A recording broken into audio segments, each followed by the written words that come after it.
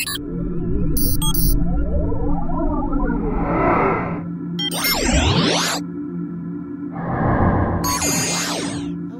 Hey everybody, we are back again to talk some more college football. We're down to the final slope. Yeah, we got 3 more weeks left before we get into the conference championships And the and then the bowl games and the playoffs. We're getting down to the good stuff now.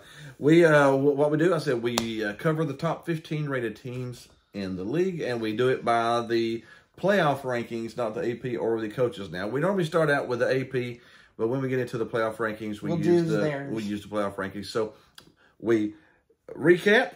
We'll be recapping week 10 this week. So we're going to recap week 10. We'll give you a dumpster fire burning. There's a weird dumpster fire burning this time. And then we will do our predictions for week 11. But let's jump into that recap of week 10 first. In the top 15, let's just go ahead and get it over with. Our Tennessee Vols got pushed around. They got pushed around by Georgia. It was a It was a very loud environment.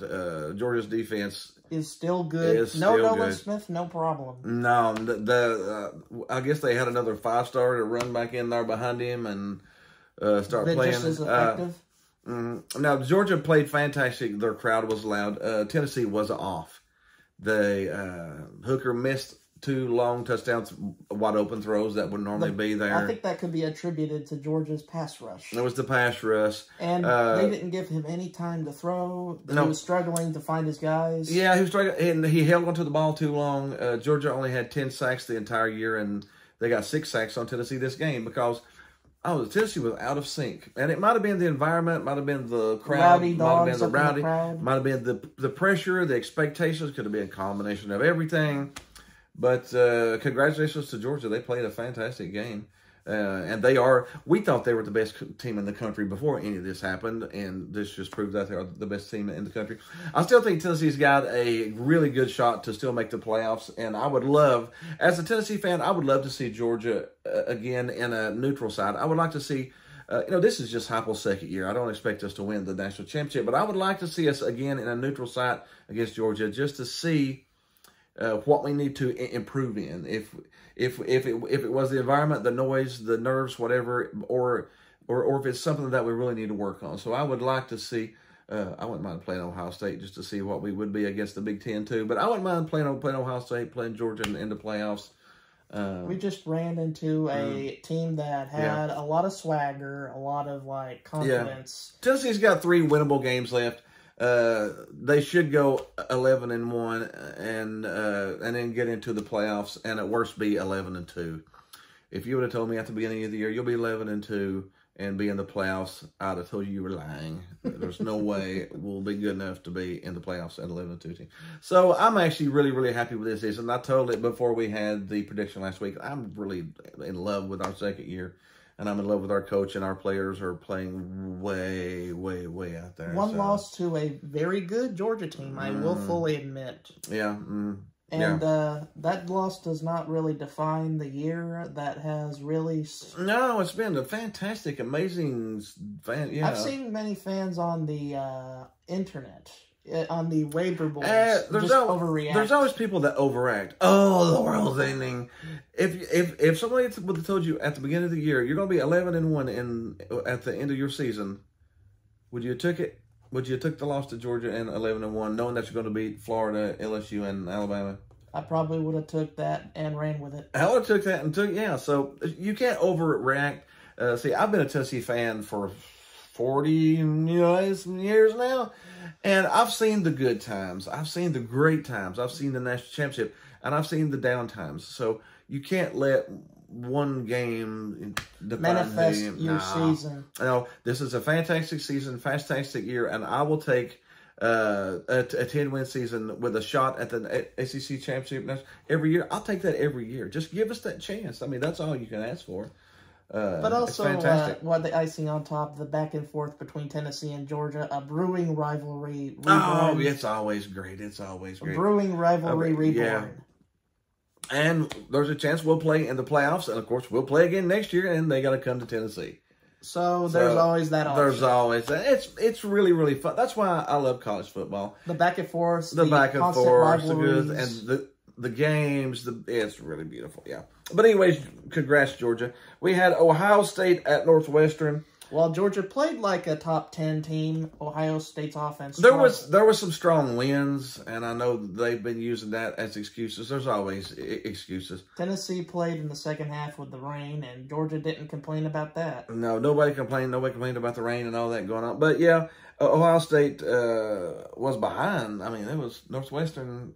For, like, most of the first half, they were behind Northwestern. Yeah, so... if you don't know, Northwestern's an awful team. They are very bad this year. That's like the SEC's Vanderbilt. That would be like Georgia struggling to beat Vanderbilt. It doesn't matter what the weather was. If Georgia struggled to beat Vanderbilt, people are going to post it across the nation. Georgia struggles to beat Vanderbilt. And Ohio State struggled to beat Northwestern. Those Buckeye fans are going to have to hear... You struggle to beat a crappy Northwestern team. Yeah, doesn't matter what it is. But they pulled it out, and they're still ranked number 2 in the country. Although I probably would have put Michigan ahead of them based on performance. Yeah. But Ohio State does play Michigan at the end of the season here, so we'll get to see which one of those two are the best. We had Texas Tech at number 7, TCU. What I love about the Frogs this year, they have a knack for the dramatic. They like to just... almost lose and then pull it out at the end of the game. Almost every game they do it the same way. It's like a sequel to the flair. It's like a sequel to your favorite movie over and over. Yeah, TCU's has got a really good team. They've beat several ranked teams this year, and honestly, TCU the rest of the season has the hardest schedule of any of the top 6 teams remaining. TCU's got the toughest schedule. So they're going to have some tough games here going out towards the end. We had number 8, Oregon at Colorado, and Colorado is bad. Oregon is good. Oregon is good, 49-10. I think we call that one out. And Oregon is a sleeper team. Oregon is a sleeper team. Another team that got beat by Georgia, Oregon. They got hammered. Georgia, there's some people out there on the internet who are really not very intelligent or saying, well, Tennessee got beat just as bad as Oregon did. No, Georgia was actually beating Oregon so bad they took out their starters in the 4th quarter. I mean, that's how bad that Oregon got beat by Georgia. It was a destroying.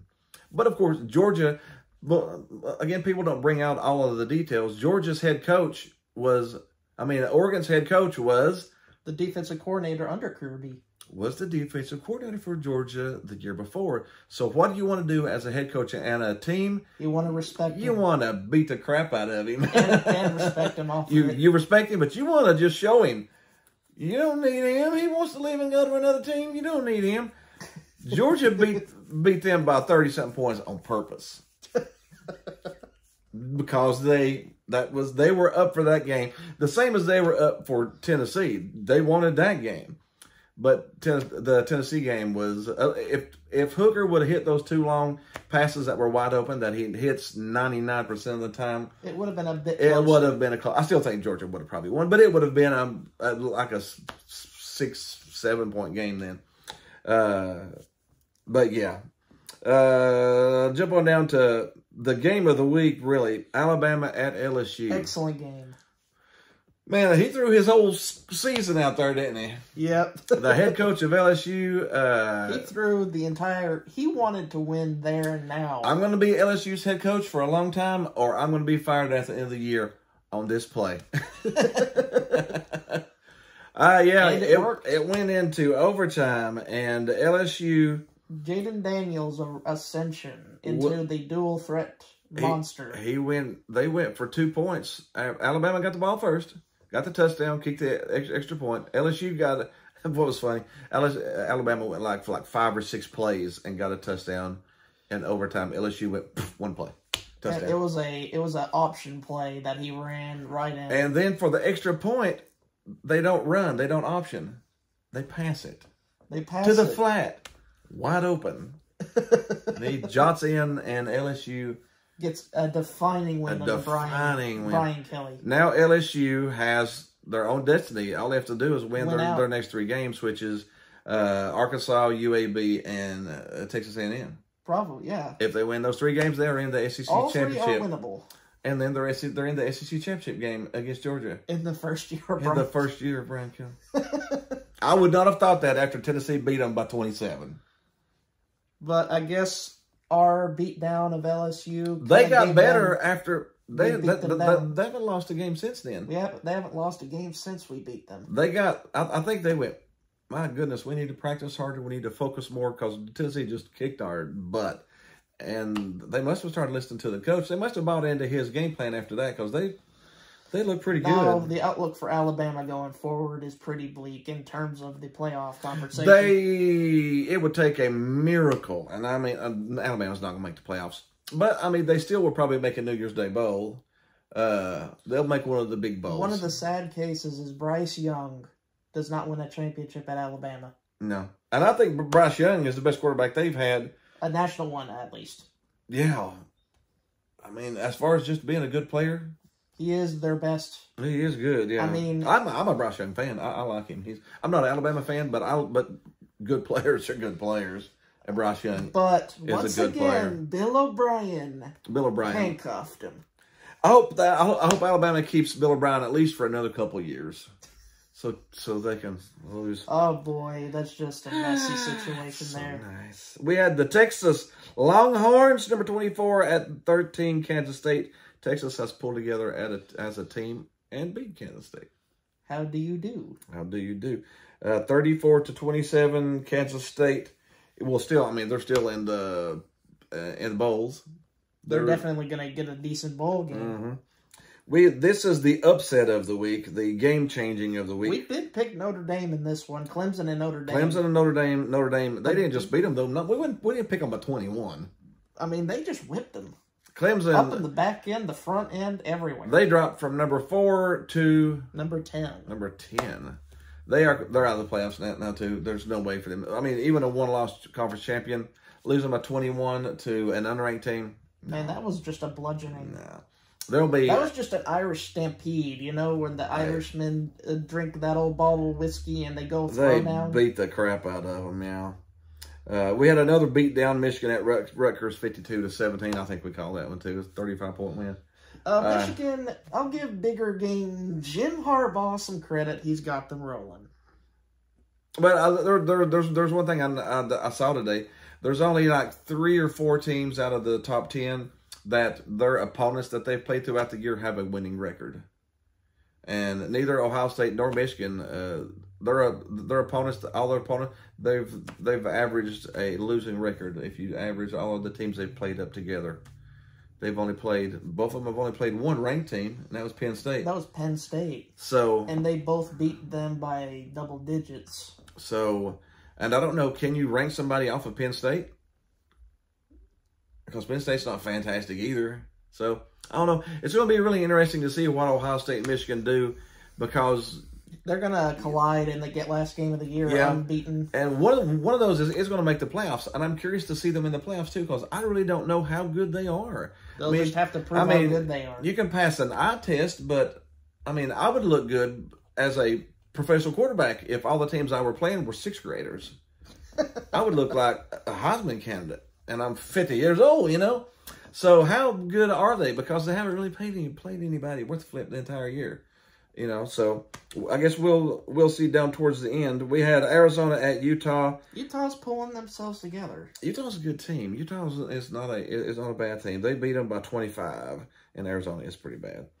And then we had Cal at USC. USC is a sleeper team too. USC could slip in and win out and beat Oregon and take the Pac-12 and sneak into the playoffs at the end that nobody is looking in right now. That could happen. They got to fix the defense, though. That defense is leaking. Yeah, they gave up 35 points to Cal. I don't think Cal scored 35 points in all the games put together this year. So, yeah, USC's defense is pretty bad. We got UCLA at AZ State, 50-36. Looking like a Big 12 game. What the heck is going on? 50-36. Yeah. Well, Chip Kelly's got the offense. Yeah, wrong. I still think Oregon's the best team out west. And again, they're going to have to play each other towards the end too. We'll find out who's the best one out there too. But that is our recap of the top 15 for week 10. Now we have to talk about our dumpster fire. Dumpster fire of the week. Here she comes. Dumpster fire of the week. Yeah. And our dumpster fire is Texas A&M. Texas A&M preseason top 10 team. What are they now? 3 and what? 6. 3 and 6. Man, they were number 6 in the country. Now they got 6 losses. I guess that matches. Let me read this here to you. I thought this, I would have never have guessed this right here. 3 of the last 5 times a preseason top 6 team finished with a losing record, Jimbo Fisher was the coach. Snake oil salesman. That means 60% of any time it's ever happened that a top 6 team has had a losing record at the end of the year, Jimbo Fisher was the coach. What an absolute disaster. What a disaster, man. Oh, my goodness gracious. I mean, he's bad. And they play Auburn this week. And, as you know, Auburn's bad, but Auburn's favored over Texas. Without a head coach. Without a head coach. They've got an ex-running back as their interim coach is favored to beat a preseason number 6 team. Their offense is terrible. They can't do anything on offense, and that's Jimbo's specialty. Well, it's supposed to be his specialty. They lost at home by 17 to Florida this week. Well, what they should. Florida's a much better team than they are. But by 17, they lost to Ole Miss. They lost to South Carolina. Lost to Alabama. Okay. Lost to Mississippi State by 18. Lost to beat Arkansas. Lost to Miami. Beat Miami. Oh yeah, they beat Miami. Everybody's beat Miami. Lost to Appalachia State. And then you beat Sam Houston State, which. And they've got Auburn, UMass, which UMass is horrible. If they lose to UMass, then bing, it's time to go, baby. I don't care if it's 185. His buyouts $85 million. What are you going to do? I just love that nickname, UMass. UMass. And then they got LSU, so there's a good chance they won't make a bowl game. They won't make a bowl. They're not going to win all 3 of those games. They're going to end up 5-7. Just missed it by that much. They hired a more expensive Derek Dooley. God, that's bad. An $85 million Derek Dooley. That's horrible. Oh, and I just want to, and we have an honorable mention for the dumpster fire too. In a world where no defense is played. How can you have this bad of a defense? It was a game in the American Conference. SMU in Houston. Played to a 77-63 game. 77-63. There was no defense played there at all. Where is it there? There was actually 77. There was 56 points in the second quarter combined. Where the heck is the defense? Why is the offense scoring so many points?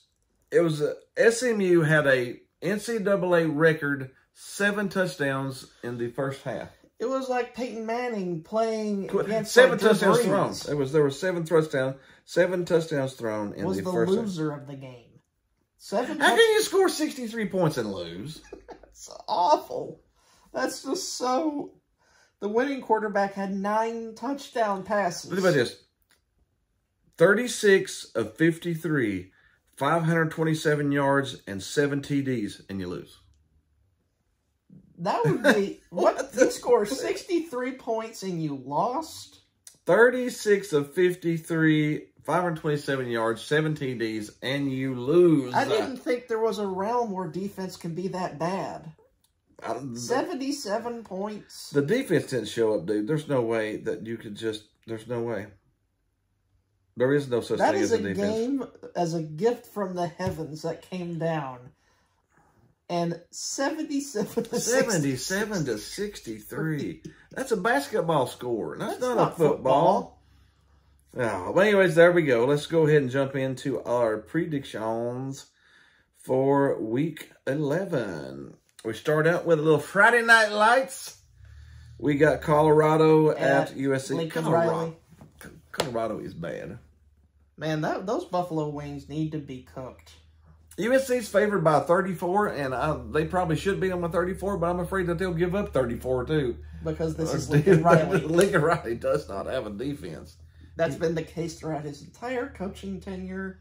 So but Colorado is bad. Honestly, I'll probably take USC minus 34 because Colorado's really bad. Go ahead and jump on into Saturday. We got Missouri at Tennessee. This is the feel-good game. This is pretty much the bounce back. Tennessee coming off of a loss at home, needing to look good for the playoff committee. The last 20.5, I'm taking Tennessee by 20.5. They should beat them by 30 or more points just to prove a point. If there's 3 minutes left in the game, you've got in your backup quarterback, you're still trying to get a touchdown because you want to win 63 to 13. You know, it ain't nothing against Missouri. You don't want to make Missouri look bad. You don't want to downplay it. But you got to, that spread and win, and the points scored matters to the committee. So I expect Tennessee to will bounce back and put like 40 points on Missouri. Yeah. That's my prediction. We got Indiana at Ohio State. Ohio State favored by a whopping 40. Favored by 40. Will Ohio State beat Indiana by 40? Well, Indiana, I don't think Indiana's not a good team. So no, they lost to Penn State by 31. So yeah, maybe go ahead and pick that. I probably minus 40 is just a monster to me. It's hard to take that, but Indiana's bad, I guess, ain't they? We got LSU at Arkansas. Coming off the high of the Alabama win, will they slip up against Arkansas? And Arkansas has beat them quite a few years in a row now, if you go back and look at the schedule. But I think LSU's focused. LSU's only favored by 3.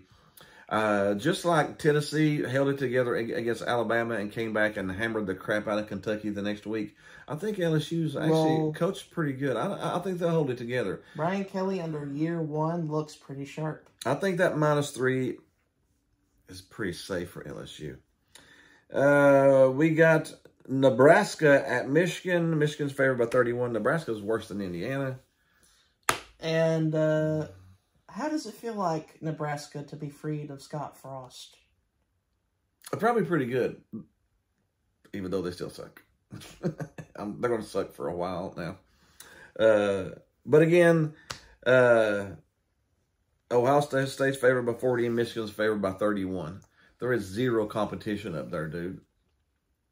I mean, that's inside your conference. I don't know. It's just the Big Ten. It's as far as strength, it's the worst in the Power 5 conferences, ain't it? Unless you count Ohio State, Penn State, Michigan. Who else is there? Illinois, but Illinois. I don't know. Alabama at Ole Miss. That's probably our game of the week. That is our CBS game of the week. Alabama coming off of a loss, they will beat Ole Miss. I don't think Saban loses 2 in a row. If that does happen, then fire everyone in that coaching staff outside of Saban. No, we don't want Bill O'Brien to leave. So we actually want Alabama to go ahead and win this game.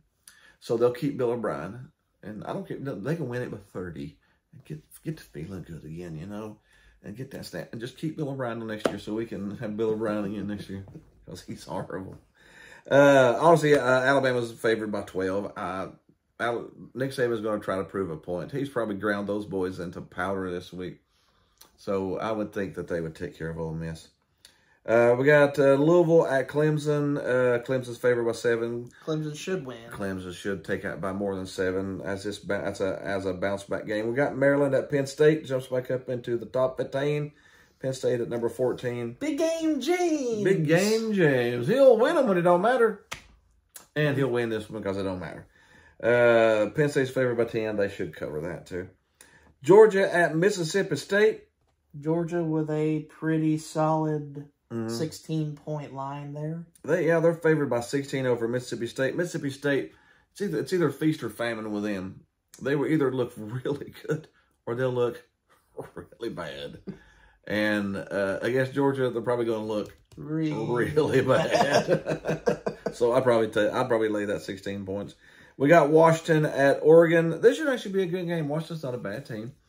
Also a rivalry. Washington's 7-2, but they are at Oregon, which I think that gives Oregon the advantage. I think Oregon's the better team. Oregon's favored by 13.5. I'll take the Ducks. The Ducks have been really good. They've looked really good, week 1. This might be our upset of the week. Actually, it's not even an upset. We got TCU at Texas. TCU's 9-0, playing for the playoff spot. I think Texas wins. Texas by 7? Texas is favored by 7. I don't know if it'll be 7. I might take TCU minus 7. But I'm thinking a 31-28, 31-27 type game. I actually think Texas probably wins this game. We got North Carolina up to number 15. How about them Tar Heels? Despite the defensive issues, their offense has been clicking all year long. Drake May has led the country with touchdown passes. They are at Wake Forest. Wake Forest has been ranked all year until now because they've lost 1 or 2. So Wake Forest is unranked but favored by 3.5 over North Carolina at home. I might take North Carolina plus 3. Yeah, we'll take that plus 3 on that. We got Stanford at Utah. Utah jumped up 1 from 14 to 13. Stanford is not good this year. Nope. Utah by 24. We'll take her. Arizona at UCLA. Arizona is not very good either. UCLA favored by 19.5. I'll take UCLA in that one too. And that is our predictions for college football. We hope you had a little fun with us. Be sure and hit us up. Hit the like button. Hit the subscribe button. Enjoy this last stretch of college football because it's not going to come back for a while if it ends. We only got three more regular season games, people. Let's enjoy these games. Have some fun. Don't be sour if your team loses. No, don't be sour if your team loses. Cheer them on if you just keep on going with your team because that's what college football is. It's fun. Be sure and leave us some comments about who you think is going to make the playoffs. Right now, we've got Georgia making the playoffs. We've probably got Ohio State making the playoffs. Ohio State should beat Michigan by the eye test. So it should be Georgia, should be Ohio State. I'm thinking TCU gets a loss in these last 3 games. They got a tough road, man. It's going to be tough for them to win all 3 of those. So I'm thinking Oregon sneaks in. I don't know if Oregon will be 3 or 4, but I'm thinking Tennessee will be either 3 or 4. And Oregon will be the other 3 or 4. So we'll have Georgia, Ohio State, Tennessee, Oregon, or... This kind of comes full circle because remember when Oregon fans low-key supported us when we beat Florida that one year? Yeah, pulling that truck. Now they're going to pull us into the playoffs. They might pull us into the playoffs, yeah. Anyways, that's what we got going now. But hit the likes button, hit the subscribe button, leave some comments. Hit the groovy baby button, and we'll see you for some more college football this week. See you next week.